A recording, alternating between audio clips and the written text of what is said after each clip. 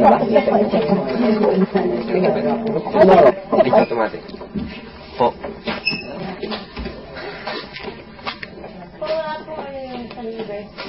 Wala pa? Follow it up. It's not a special, no? It's alam niyo po, na-discover ko na ito. I know. Pero, lately, hindi naman ako talaga Feels ano? Opo, and sometimes, kasi filming ang mga keyboard. Nangyari na gusto ko na It's just a regular pad na gano'n, di ba? Okay, so from here to here, and then ito.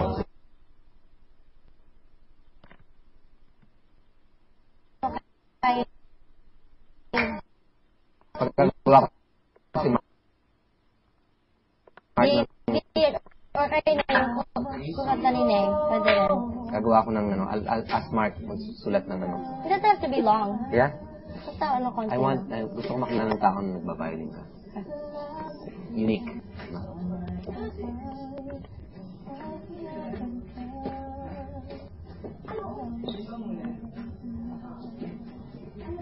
So, how's it going? Okay lang? Okay ka lang? Besides the injury? Okay lang po. Nakaka-frustrate nga dahil kagabi sabi namin yun siya. Every night, 40 minutes. Sabi nga rin ko, talaga masakit. Basta i-clear mo muna kay Kwan, kay Gaya. Opo. Sabi niya baka mamaya sumama ka yan. Sabi niya, parang na-strain or na-sprain po. It should be okay, basta hindi ko lang talagang lalagyan ng puwerta. Pero yung tuhod ko, basta meron po yung brace habang strenuous. And pag-performance na pwede ko naman tanggalin.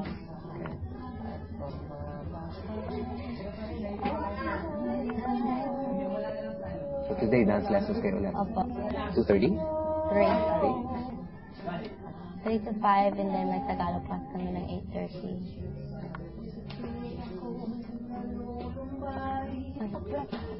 Sabi ko hindi ako niiyak, pero pag nabuksan na parang diri ko nahihilot ko. Expected naman yun eh. You know, next year, hindi naman araw-araw. Opo.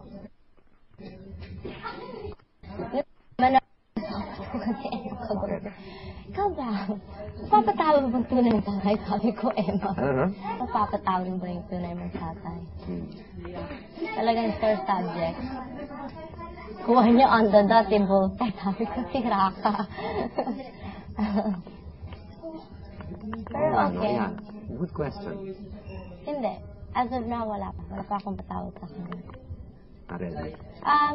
Hindi lang po. Basta wala pa siya kasing apology sa mama ko. Not to me, sa kanya. Hindi sa akin. Tsaka po yung parang nagagalit siya sa akin na yung happy ko, tsaka ako the same thing. Sometimes maglalunch ka. Ano, kaya kasi sa tanong ko kung ano